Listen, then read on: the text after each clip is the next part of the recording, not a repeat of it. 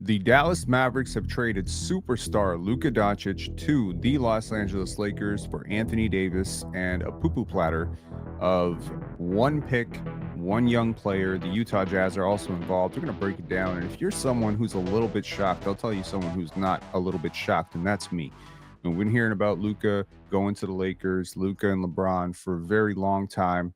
And I want to share with you something that happened on Players Choice Show. Shout outs to the panel, shout outs to Players Choice. I want you all to really, really pay attention to what was said just 2 days ago on Players Choice. Listen to this one. You know what? Maybe this is what I need in order for me to get to where I'm trying to go. Maybe I Man, might. Luka ain't never leaving Dallas, y'all. Will we stop this, please? He's staying in Dallas. It's not. I mean, we don't know. We don't know what the future brings. You know, maybe he ain't going to Miami. I can tell you that. I can tell you where Luka's going if you want to know. You just said he ain't leaving Dallas. Chicago. Did you catch that? Hey, I'm tired of y'all today. Y'all not even taking 30 minutes to flip flop. Yeah, Chicago, all that. They got the largest Serbian population in the U.S. I'll tell you someone who doesn't care about the largest Serbian population in the United States, and that is Luka Dončić. No, Luka was always going to go to Los Angeles if it was going to get done, but I think it's worth noting that Luka was willing to sign long-term with the Dallas Mavericks. There was a heavy financial incentive for him to do so, and to not do so would be criminally insane. Not less criminally insane than trading Luka Dončić because you don't believe that you can win with a player like this after he just pretty much carried you to the NBA Finals last year. Dallas Mavericks general manager Nico Harrison has a lot of questions to answer, and I think a lot of us have questions about why didn't the rest of the league know about this? Couldn't at least 15 teams have probably, by some miracle, beat this offer? The Dallas Mavericks have now let go of Jalen Brunson and Luka Dončić, and they have Kyrie Irving and Anthony Davis, both players on the other end of 30, in a win-now situation with Klay Thompson. I had a lot of respect for Nico Harrison before this deal. I think that has gone out the window. Now, here's what we know for sure, okay? And here's the framework of the deal. The Dallas Mavericks get Anthony Davis, Max Christie, and the 2029 Lakers first-round pick. The Lakers get Luka Dončić, Maxi Kleber, and Markieff Morris, and the Utah Jazz, for their involvement in this deal, get Jalen Hood-Schifino, a 2025 Clippers second-round pick, and a 2025 Mavericks second-round pick. And you got to wonder why the Raptors didn't get involved with this with something like Chris Boucher. But hey, sometimes the gates are guarded in the NBA, and this is a deal that was purely made by the power brokers of the NBA. Luka was not made available to most of the teams in the league. So I just want to run you down through. Here's what we do know. The aforementioned 5-year, $345 million deal to stay in Dallas, the Supermax deal that he had made himself eligible for due to his numerous All-NBA selections. He is no longer eligible to sign that deal in Los Angeles. The Lakers, LeBron James, has wanted to play with Luka for ages. This deal was pulled together over some days by elite power brokers of the NBA. Luka was not made available to other teams. They did not really shop him. And Luka, I'm positive, signed off on this. This trade didn't go through without his knowledge or his approval. He didn't have a no-trade clause, but you don't just go out of nowhere to try, to trade a guy like this. Naturally, you're going to talk with his agent. You're going to discuss the opportunities, what's available. They were not going to trade him to the, Charlotte Hornets for LaMelo Ball or something like that. No, they wanted, for whatever reason, they wanted to win now, and they felt that Luka could not do that. While this presents a huge financial hit short-term for Luka, he will make up this money in no time off the court playing in Los Angeles, believe me. The Mavericks approached the Lakers with this deal in large part due to their long-term concerns over Luka's health, availability, defense, and overall ability to lead a championship team. And had the Mavericks shopped Luka, they would have gotten a much more competitive offer than this. Getting one first for Luka in his prime is a fireable and laughable result. And LeBron James also absolutely signed off on this deal. And no, this does not mean that LeBron is getting traded. And the Mavericks will regret this for decades. I promise you that. Now, look, I promise you that with an air of caution. There are some issues with Luka, clearly. You can certainly question his conditioning. It's one of the things about being Serbian and even knowing a few players who've played over in EuroLeague, a couple players who played in the NBA. I have an ex who's, very, very close with a couple of players in the league. So you hear stuff, right? When Serbian players, Slovenian players, Macedonian players, they visit Toronto, they all visit the same spots, you get to know some things through the community. And one of the things that you know about Luka is Luka likes to have a good time, right? Luka has shown up out of shape. He doesn't quite have the injury history or checkered past of a Zion Williamson or a Ben Simmons, but I would understand from the Dallas Mavericks perspective, $345 million, could this get really bad? I get that. That's a large chunk of your cap. There's also the element of play style, right? Does Luka make people better, or is Luka throwing grenades? Is this heliocentric thing with a player who has a lot of defensive lapses, a lot of defensive concerns? Building a roster around Luka is not it's not a cakewalk, right? You have to play a certain way if you're going to play with him. That being said, you can question the fit. You can question the difficulties building a roster, but you cannot question the talent. You can also question the commitment to winning, right? Is he willing to do the stuff that Shai Gilgeous-Alexander, Michael Jordan, guys like this, Kobe Bryant, is he willing to do that stuff? Is he willing to take care of his body into his 30s? Now, again, the regression could be very quick, very fast for a guy like Luka. The injuries could become really scary, and the back end of that deal for the Dallas Mavericks could look horrible. The only concern right now, if you're, the Dallas Mavericks, if you really did want to move off of Luka, the question that I think most people would have is, why not open this up a little bit? I mean, couldn't you have gotten a little bit more than this? Isn't there a team out there that could have given you 9 first-round picks, 2 young players, and probably a boatload of assets? Well, apparently, the Dallas Mavericks really wanted a win-now player. Okay? They wanted to compete for championships. And they, for whatever reason, believe that a core of Kyrie Irving, Anthony Davis, Derek Lively, potentially Daniel Gafford. I mean, shoot, at least Anthony Davis doesn't have to play the 5 anymore. They got a twin tower situation in there. They got an aging Klay Thompson who basically has been relegated to nothing without Luka. So now it's questionable. Like the entire roster is questionable. And I think the bigger implication this, poses is for the entire league.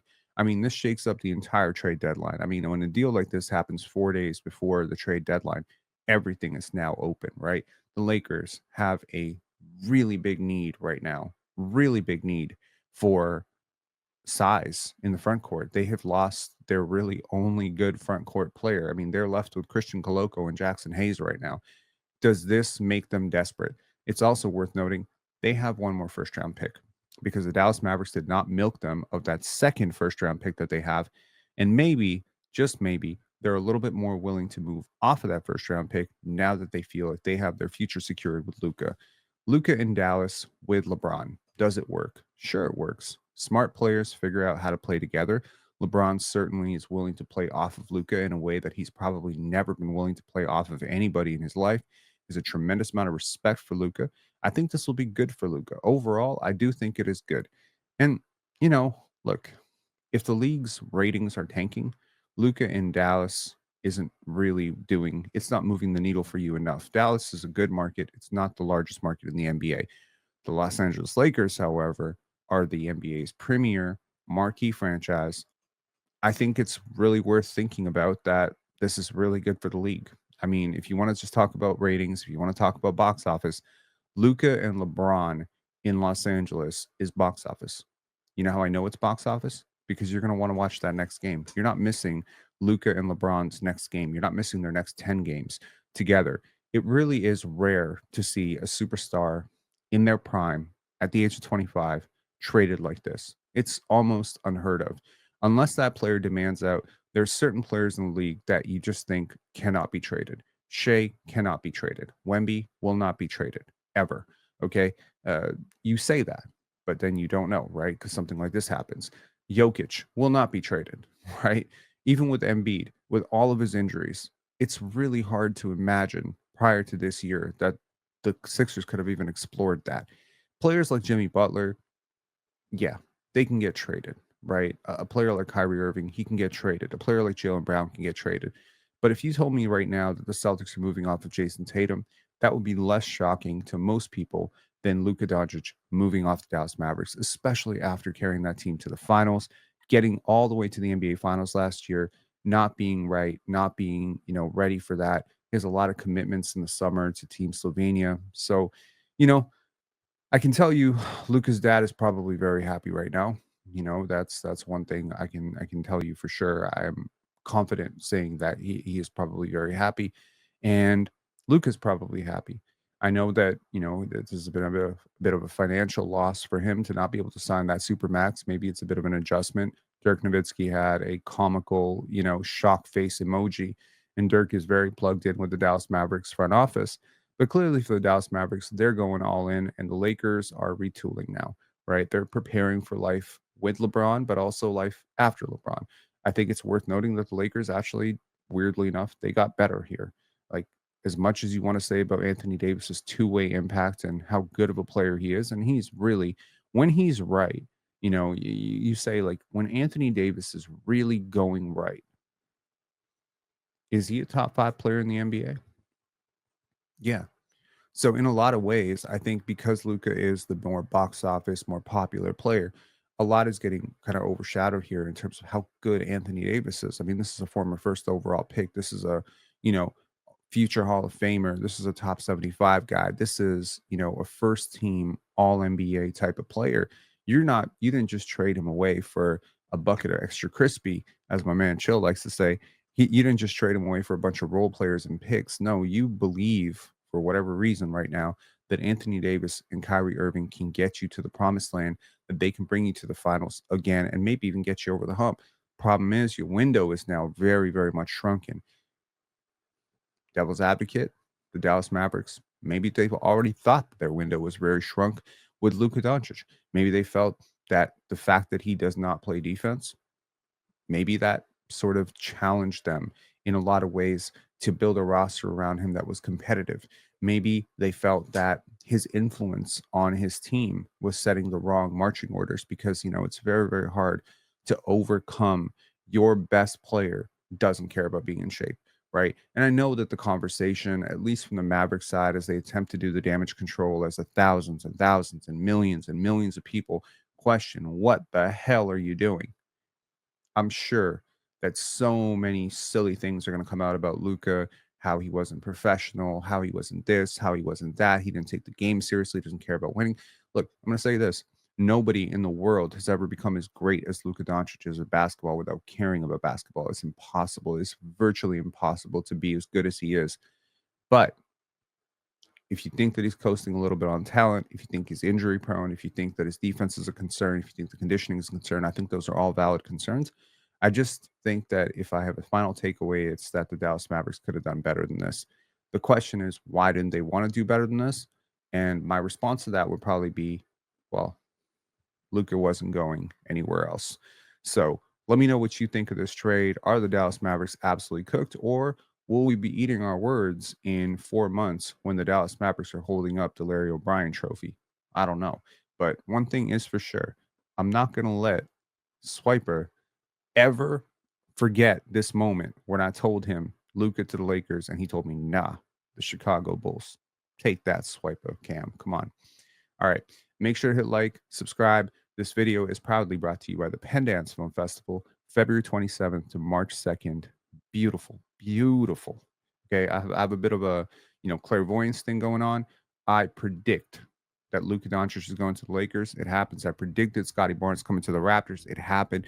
All these things are on record. Many things have been broken by this channel. So definitely do hit subscribe if you want to be ahead, right? I mean, we did an entire video on Vince Carter's getting a jersey retirement 2 days before it was ever official. So if you want to get ahead of the curve, you definitely subscribe to this channel. But I want to tell you right now, as someone who can see the future, if you come to Pendance on February 27th to March 2nd, in Toronto, if you come to Pendance, you're going to have a great time. You're going to have a very memorable experience. I'll talk to y'all later. Have a great one. Enjoy your night.